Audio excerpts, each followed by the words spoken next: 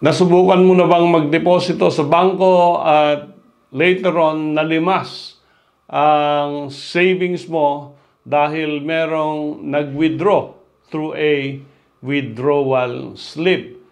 As early as the time of Justice Gopenko, yan yung pinaka-expert na commercial law lecturer dito sa Pilipinas, sinabi na niya na bank should know the signatures of their clients.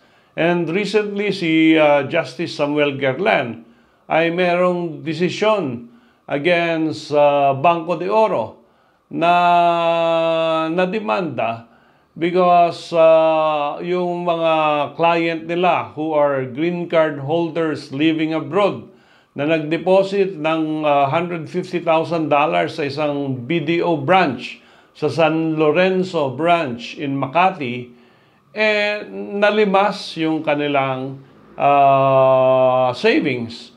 And despite demand na ibalik nila, because sabi nga nung kliyente, paano ko mapipirmahan yung withdrawal slip nasa Amerika ako at the time of withdrawal. Despite that, ayaw bayaran ng BDO yung pera, so dinemand nila, umabot sa Supreme Court at sabi ng Korte Suprema adopting the rule, banks should know the signatures of their client.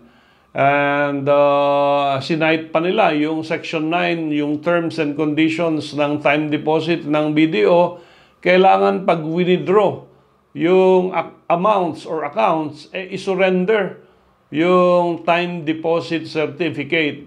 And since the clients had still in their possession yung TDC sa Amerika, ibig sabihin nun, hindi sila yung nag-withdraw ng amount. So in this case, naging liable yung bangko for the entire amount that was stolen via withdrawal slip.